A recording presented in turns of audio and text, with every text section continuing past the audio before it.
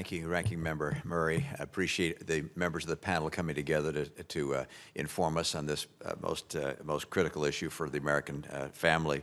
I very much sympathize with the comments made by Senator Baldwin. Prescription drugs, I think, is an area of important focus for this committee, and an area where an opportunity is apparent for us to help the American consumer.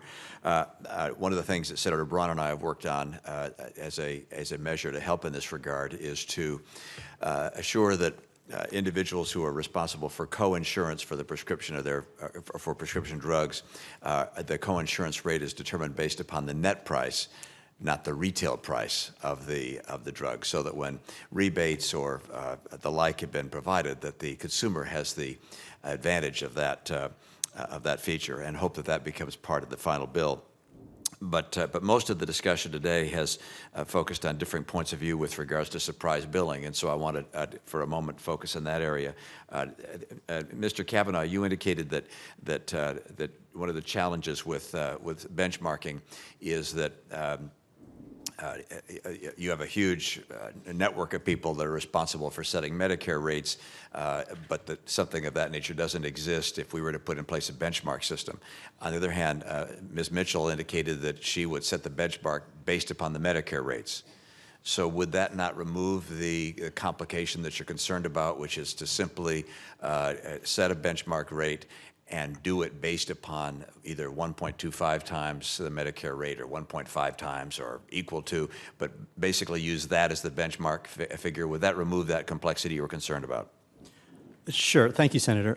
The only point I was trying to make is in Medicare Advantage, there is a benchmark rate that operates this way, but it's publicly known. Like, I can go online and tell you today what the benchmark rate is in every community for every service. This legislation, one of the options, would create a new benchmark rate with a different methodology, and someone's going to have to go and build that and figure out what those rates are. I didn't mean to make any bigger point than that. Yeah, thank you. So, Ms. Mitchell, do you have any comment on that? Again, we think that this is the most straightforward, efficient, and transparent way to come up with fair rates, and the evidence supports the rate.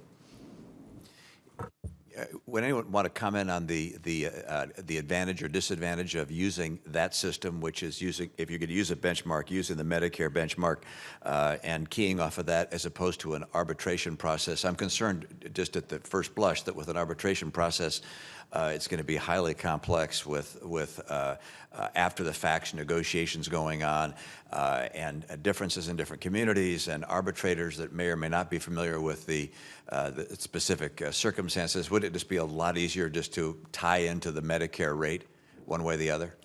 But if people have different views, Mr. Nichols, please. Thank you, Senator. Yeah, I would have a different view. So I think our concern is, first of all, it's well documented, and Congress's own advisory board, MedPAC, says that Medicare does not pay the costs for hospitals that are fair. And to base anything on Medicare rates, I think, is a mistake. Secondly, there's no difference between that and Medicare for All, which was just described earlier, which we have real concerns about. And the third thing I would say is one of our concerns about setting a rate is if it's out there, what we want is for negotiation to occur between providers and insurers.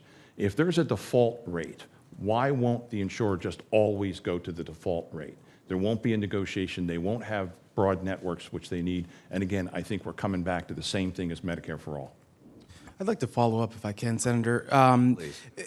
To be clear, again, when we are going through an arbitration process, we're using a benchmark. You got to decide who wins and who loses, and so ultimately we're doing the same thing. And so I would push back and simply say that if you think Medicare is too low, and that's completely fine with me, then it doesn't mean you can't use Medicare, at least in concept. You could say Medicare, heck, Medicare times 2, Medicare times 3, you know, whatever number you think is appropriate. And so the one advantage that has is it isolates it from being gamed by the market actors, that is, trying to engage in these kind of shenanigans to be in or out of network to affect the benchmark rate. That's a function of that. So that's the one advantage. Ms. Mitchell?